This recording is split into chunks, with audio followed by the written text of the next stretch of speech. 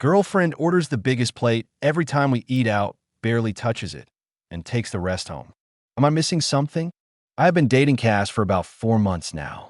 She is 24 and I am 26, and I feel like we've gotten into a very good rhythm of things, and I've enjoyed every date with her. The only thing I question is whenever we go have dinner at a restaurant. No matter where we are, Cass will just buy the biggest plate, like a platter, but throughout the dinner we'll just poke at her meal while we talk. By the time the check is cleared, the majority of the plate is still there and Cass takes it home. The issue isn't money. Even if Cass gets something expensive, I will just minimize my meal to stay within budget. The issue is just that I'm starting to feel a certain way having dinner with Cass, just for her to barely eat anything but take the rest home. Why ask for so much food if she knows she won't finish? Is there an issue at home where she needs to take extra food? Is she not actually hungry and just agreeing to have dinner for something else? As a boyfriend, I'm comfortable with giving a helping hand when she needs it, but I'm not sure if I'm overthinking or maybe crossing a boundary we haven't reached yet. Is this something where I should just be upfront and ask her about? Best comments. Many women, including me, were trained to eat like a bird in front of men. I rejected this intentionally as a girl, preferring the cool guy's girl attitude that I could eat with gusto and drink you under the table and still be pretty hot. But on dates and at lunch interviews with men that I wanted to impress, I could easily eat only a few bites of my very dainty salad, even when starving. I'd then inhale my leftovers as soon as I was home. I feel like this might be the issue. I should have mentioned it in the post, but thinking back on it, she has never suggested we eat together. Last night we had our movie date, and we shared my popcorn, and I snuck in her favorite snack. Cass held the bucket and was pretty much eating it when I wasn't reaching for it. She was about to go home, and I asked if she would have dinner with me. Cass has never asked if I could take her to dinner or anything like that. I'm the one who wants to eat. I'm leaning towards that she just doesn't want me to see her eating, or she just might not have enough food at home. I hope this isn't an unpopular opinion, but if you're ordering an entire platter of food to take home, you should definitely be paying for it. What she is doing is strange. Let's hope she is not with you, only to get the food. I dated many women in my time, and a way to see if the woman is there for you and not for something else is how she deals with the food. Ordering too much and overly expensive food is a sign that something is wrong, especially if she doesn't eat at all and just takes it home. Update number 1, 19 days later. Hey everyone, so I posted on here a few weeks ago about my girlfriend Cass. So as a mini update to that dilemma, she was having food issues at home. I offered to help and she accepted. However, it doesn't really matter. She goes to me 2 weeks later. I'm not going to pretend it doesn't hurt, but for the most part I've moved on. We had a short-lived romance, and I'm not going to ask why she would do something like that. The main issue I'm having is about a gift I got for her birthday. Cass has always wanted to go to the Met Opera, but couldn't because tickets were too expensive for her. Since we had been dating for 2 months by that point, I was feeling pretty good about things. I liked Cass, and I expected our relationship to last after her birthday. So I bought her a ticket. I only bought one for her since it would be on a day that I would be at work. I added her to the email, so she also got the QR code for the ticket. She was very grateful at the time, but never mentioned it again, so I honestly forgot. As I was removing her from my socials, I noticed that she had posted a story on Facebook about her early birthday present. How she was so excited to go and couldn't believe it was happening. I rarely go on Facebook, so I never noticed it when she had posted it. Then I saw the price for the ticket was still there, $224. Not gonna lie, I got a bit salty about that kind of money going to someone who just vanished. I checked the website, and of course there are no refunds. The only option they had was to exchange it for another show. The opera isn't something that interests me, and I don't know anyone that will want to go. But part of me is tempted to just exchange the ticket to something else out of spite, but it feels really mean to just pull the rug out from under Cass. It's something she's always wanted to go see.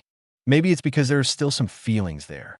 Or maybe because it's just genuinely awful to do. Will I be the asshole? Best comments.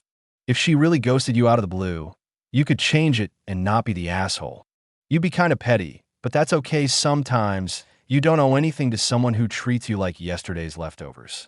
But if there is more behind the ghosting and not telling us, you should not. Finally, decided to get around to looking at the responses.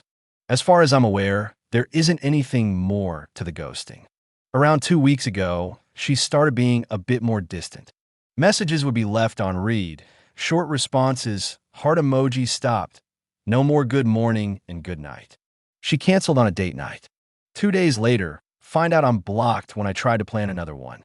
We've actually never had a fight for the almost 5 months we dated. I would cancel her ticket, get it for another show, and then sell the ticket. Well, I do have a feeling that she lied about the problem with the food, and she gave you some BS as an excuse.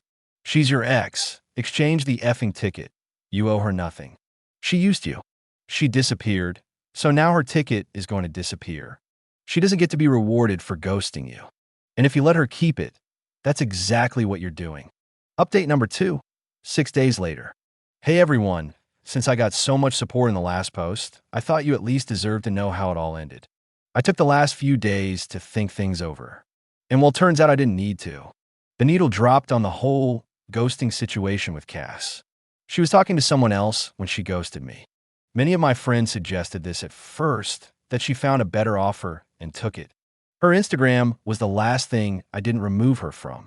After that whole story on her Facebook, I decided to stay followed on her feed, just in case I learned anything. She pretty much started posting out at nice restaurants. Lots of vague love posts, and styling her hair like when we first started talking. She unfollowed a lot of people, including me.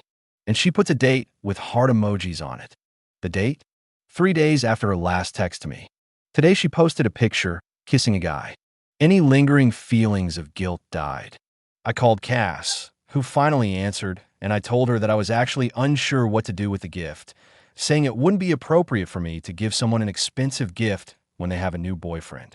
She got a bit annoyed, saying I gave it to her when we were dating, that I shouldn't hold a grudge. I said, is it really holding a grudge when I just found out you were cheating on me?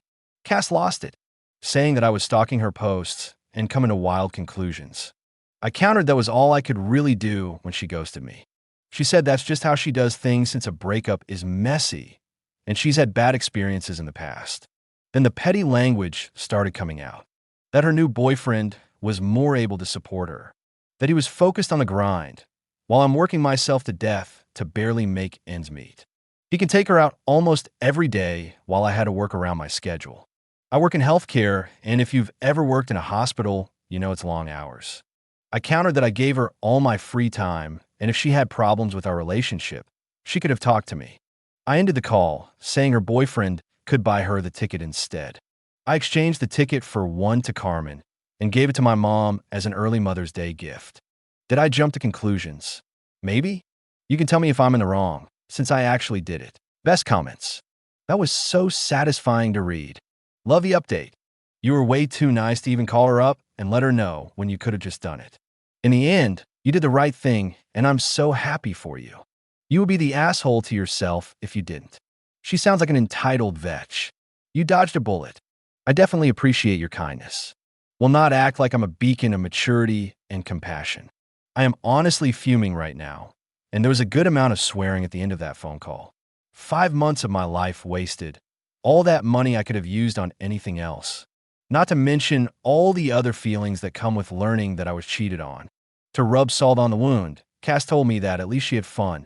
Good to know that's what our relationship amounted to. It's better you found out sooner than later that she was stringing you along. Good riddance to her. I hope your mom enjoys the opera. It's a great Mother's Day gift. She was getting her food from you, and as soon you talked to her about it, she knew it was time to jump ship, and it took her 2 weeks to find another one.